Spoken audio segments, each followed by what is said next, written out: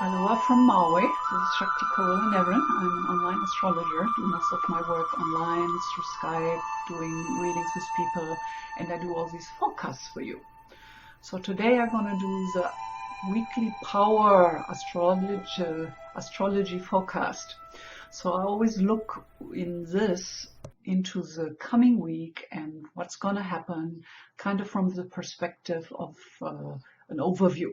So I want to get you prepared what to pay attention to.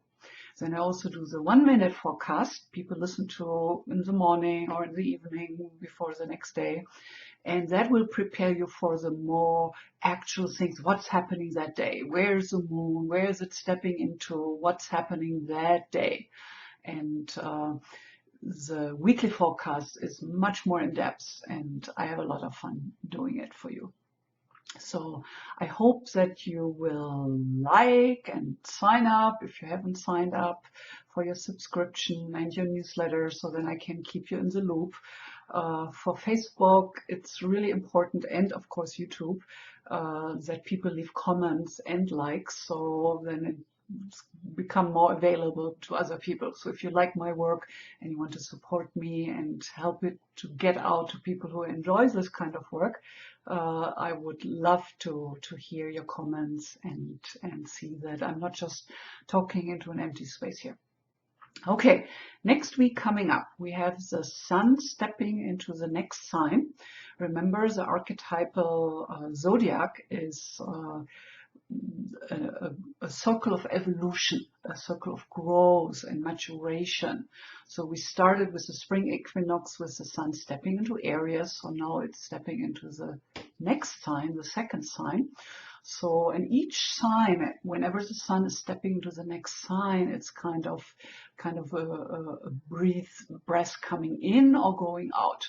So with Aries, there was this outgoing of energy, that fiery beginning of the year.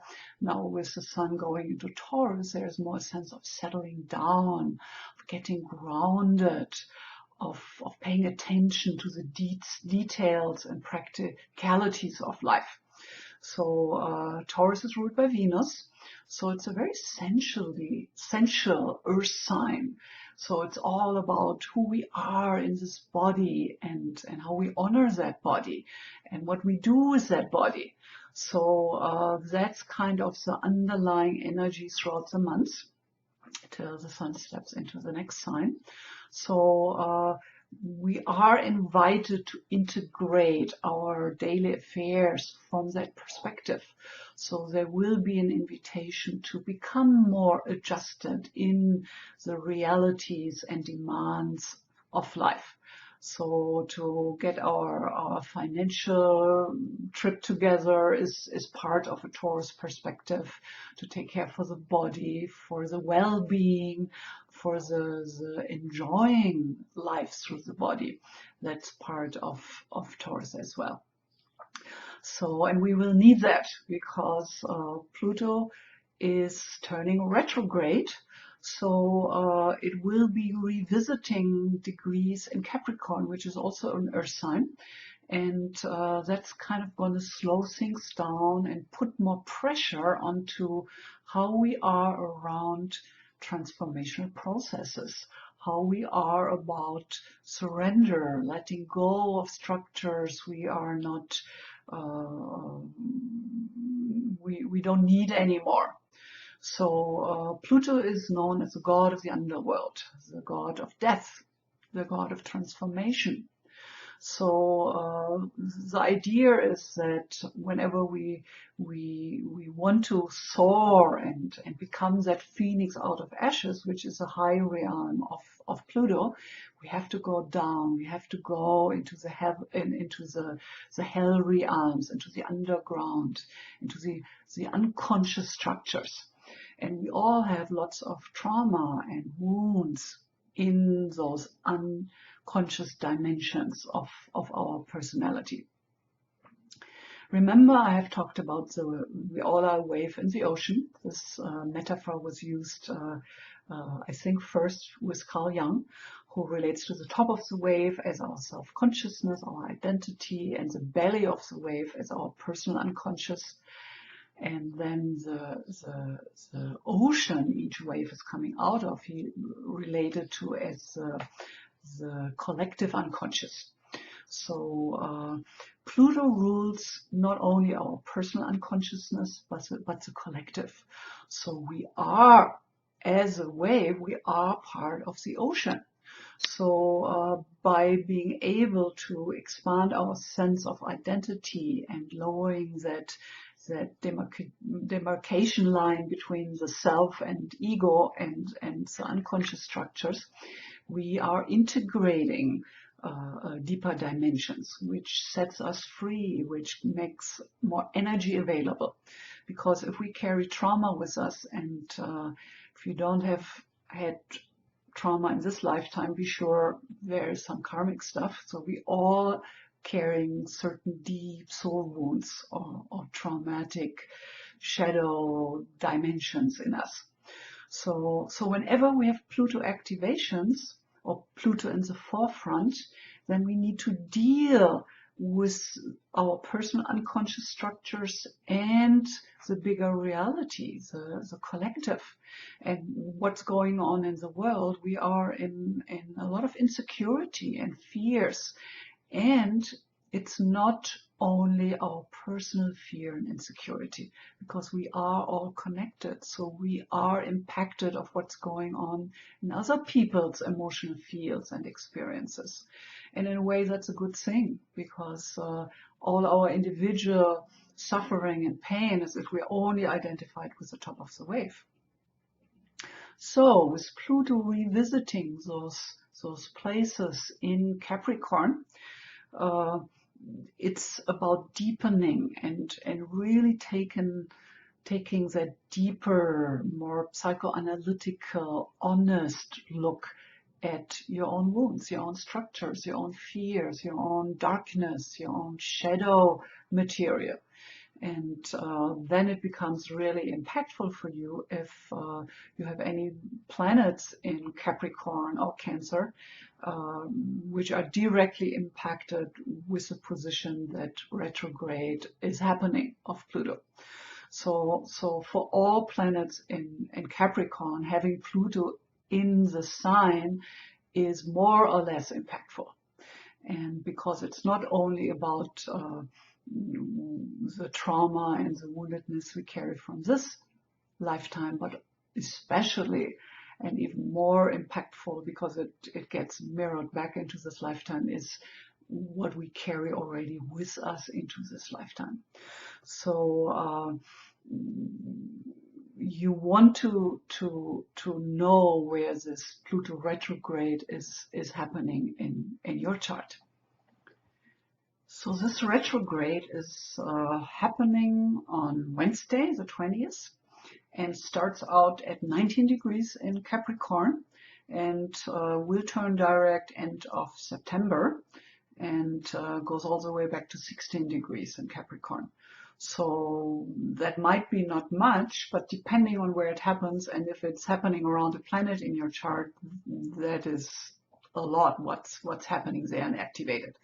So I said before, if you're Capricorn, that's especially impactful, or Cancer, but of course also Aries and Libra, because that are the signs who are in square to that. So squares, opposition, conjunctions just means there's a lot of energy coming in. There's an open channel between two planets, and that means there is an integration which needs to happen.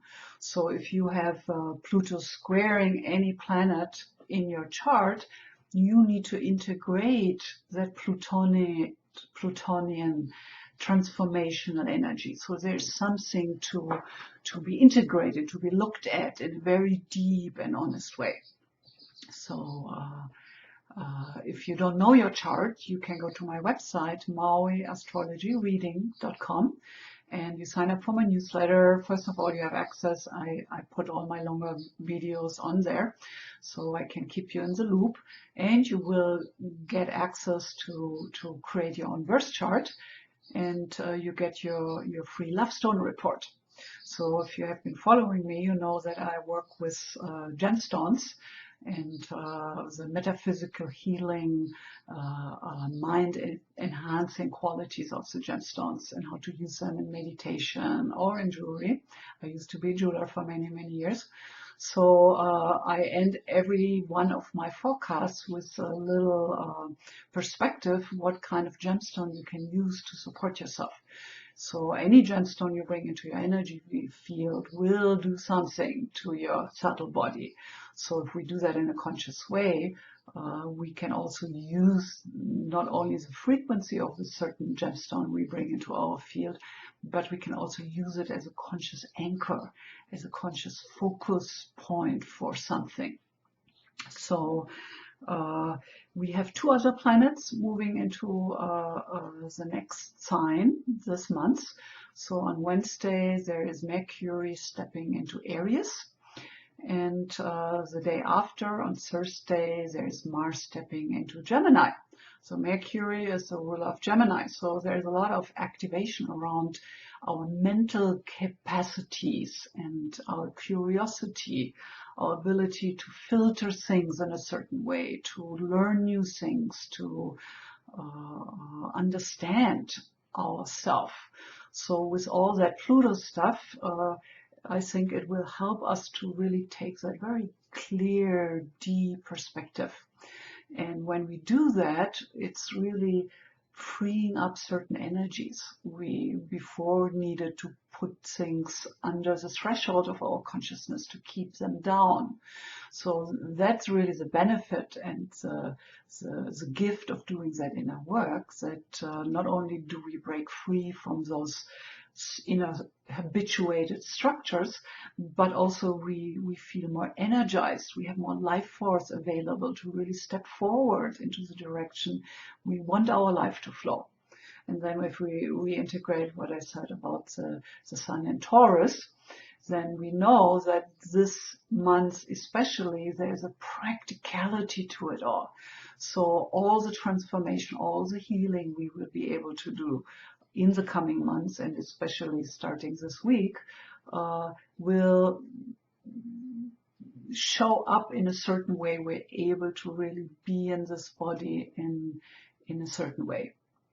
So yes, with Pluto as a god of death and rebirth, there's always that element of impermanence. So to really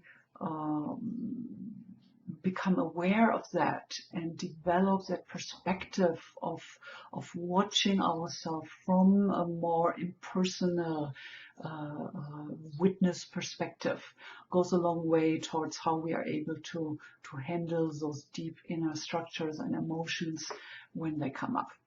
So I hope this perspective helped you a little. So let's talk about the gemstones for the week and how you can use them. So first of all, you can always meditate and play with any kind of crystals or gemstones you have. It's always beneficial. But the gemstone for the week I'm discussing is kind of special because it really relates back to the frequency and the subject and theme I'm talking about. So I have talked about the opal before. So here you see opal, how it grows in the mother matrix material. And we all know how opal looks when we have an opal ring or a pendant. So this is how it is when it comes out of the mine. And here's another one. So you can see how the opal is actually a very thin layer on the mother material. So opal is a gemstone which I consider a strong outer planet stone. Pluto, Uranus, Neptune. So it connects us to the ocean consciousness, to something bigger than our ego identity. So opal is one of the strongest transformational stones we can use. And there is a word of caution that if we are not ready to let go, if we are not ready to look at those deep inner structures, it's like we give gas and we have the other foot on the brake. So opal is more when we are in the middle of transformation, we're ready and we want that extra support and push to make it through. So opal is really when we are willing to do that transformational act. So another stone which is a little more easy, maybe, I don't know if that's the right word, is the Herkimer diamond, and I've talked about that before. So the Herkimer diamond is this really beautiful crystal clear double terminated crystal, and crystal quartz. So it's found in Herkimer in New York. So because it has these two points, one is plus, one is minus, and this very short belly. Normal double terminated crystals, they have a longer belly in between, like for example this one, you can see, you see, it has a pretty long belly, and then the two ends there. So with the Herkimer diamond, those ends are almost coming together. So the Herkimer diamond is really one of the strongest stones I know, help us to balance. So opal is a stone to push us through, to help us to the next level. Herkimer diamond is kind of the one who helps us balance. And that balancing is happening mainly in the heart chakra, because remember, the heart chakra is the middle chakra between the three upper and the three lower ones. So this is where really the adjustment with being in a body, being in this world is happening mainly. So that's why the Herkimer diamond is a beautiful stone to wear in the pendant just over your heart chakra. But also as a gemstone, you can have a big piece in your pocket. You can put it under your pillow. It might help you sleep. You can meditate with it. So there are many, many ways to use gemstones and align and adjust and harmonize your physical, mental, and emotional body. So I think that's what I wanted to talk with you about. Thank you for visiting. I hope you like the new format better. I was just getting sick of this kind of squeezed together format from Facebook. I hope they're going to adjust that soon. Then I go back to live. Otherwise, I upload this video for you around the same time you're used to see the live. And like we do in live, in the live presentation, leave me your comments. So I still don't want to lose this kind of dialogue we have together. Okay, my dears, all the best to you. Have a wonderful week. And as we say here on Maui, aloha and namaste. I greet the divine in you, and have a wonderful week.